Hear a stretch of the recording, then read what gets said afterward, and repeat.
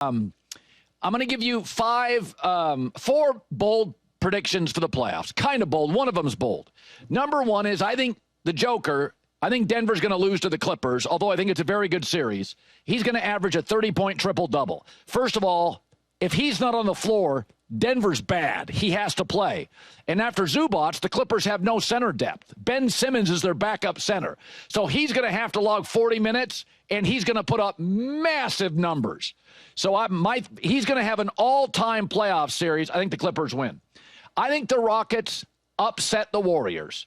Amon Thompson is their best athlete, Houston, and he guarded Steph the last time they played. He's a terrific player, terrific athlete. The roster's young, athletic. They defend the three, great rebounding team, young. They will not lose energy over the course of this series, and I think the Warriors are unbelievably Steph and Jimmy Butler reliant, and the Kuminga issue hurts. They need Kuminga to play real minutes with his length against the Warriors, and now he's a DNP coach's decision. Rockets upset the Warriors. Number three, the Detroit Pistons will have more ejections than wins against the Knicks. First of all, they're going to struggle to stop Jalen Brunson. They have this year. Secondly, they're a very young, emotional team, is Detroit. They led the Eastern Conference with 10 player ejections, and they got a chip on their shoulder. And New York is a physical team and a chatty team at times, and they're going to frustrate the you-know-what out of the Pistons. So I think New York flies through them. Pistons players have multiple ejections. And for the record, the Knicks do not play the Cavs or the Celtics well. They're 34-10 against the rest of the East, so they're going to hammer the Pistons. And number four, Ant Edwards will have multiple 40-point games against the Lakers. They're not a team that gets easy buckets. Gobert and Julius Randle don't have a history of scoring consistently in the playoffs. Ant played great down the stretch. He's actually, the last two playoffs, been a very efficient player. He shoots better. So Ant's playing the best basketball of his career.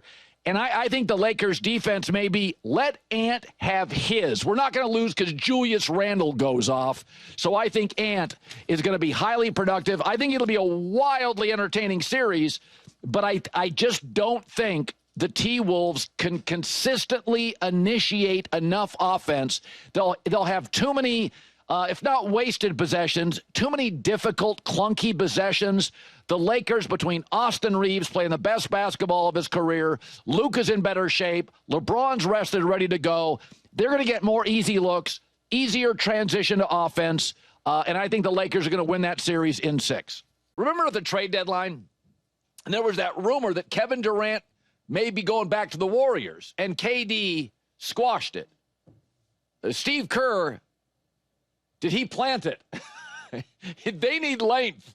They need another score. Now, playoff Jimmy and Steph Curry were great, combined for 75 points.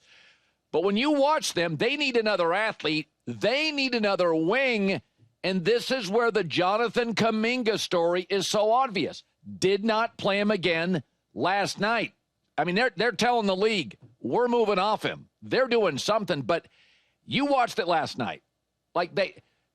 Memphis was a Ja Morant turned ankle in an inbounds play from beating the Warriors. So they had great energy in the first half. They had a great game plan, took a 20-point lead. But boy, do they have holes. They couldn't make any stops. They're just not long enough.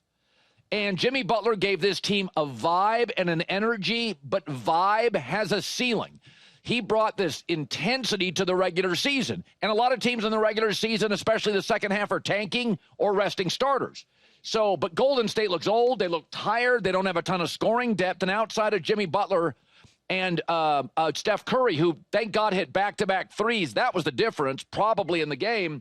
They're not terribly dynamic. And so now it's interesting because they face Houston. They're exactly what the Warriors aren't. Young, long, athletic, dynamic, and a great rebounding team. So they're going to blow out the Warriors in a couple of these games. The question is, can there be enough close games in the Houston Warriors series for Golden State to win? Because Golden State will be a much better team in close games.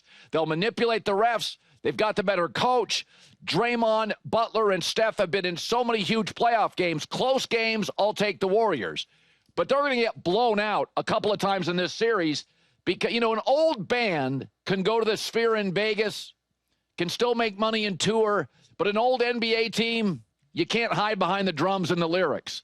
They looked old. And I'll say this, the Jimmy Butler thing, the playoff Jimmy thing is real.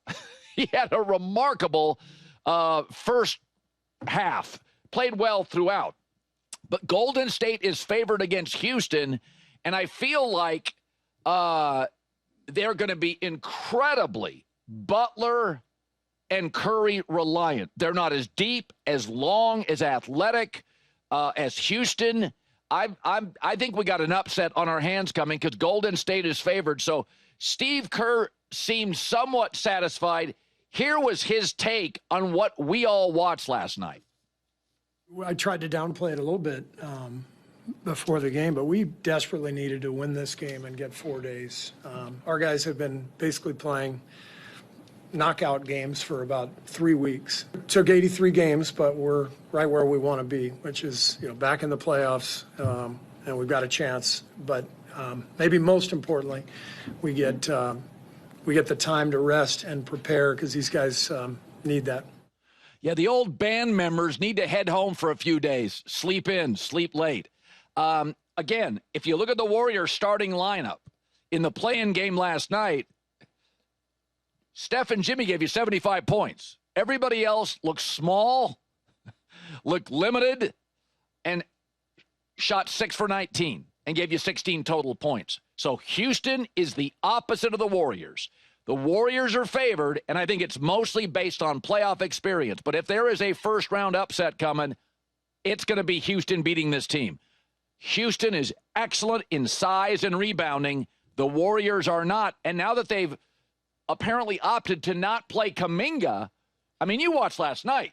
Zach Edey was a problem. Like, they just, and he didn't play well, and he's not a refined NBA player, but they didn't even want to challenge him at the rim.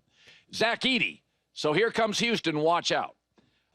So there was something yesterday. So obviously when the Mavericks traded Luka, it didn't sit well. So Nico Harrison's the general manager. He talked for the first time since that disastrous trade, that controversial trade, but he wouldn't allow cameras or recording devices. So it was just a circus. So, if you're going to make the trade, man up, stand behind it, and deal with the outcomes. So that's the first thing. You can't hold a press conference 2.5 months later and nobody can record it. Weak sauce. Secondly, Luka scored 45 points the last time he faced the Mavs. So when Nico Harrison said yesterday, defense wins championships, you couldn't defend Luka. So, yeah, defense matters. I'm not saying it doesn't, but buckets bring banners in this sport. So there's basically a rule in the NBA. And this is my entire life, this has been the rule, especially in the NBA. Whoever gets the superstar wins the trade. Always.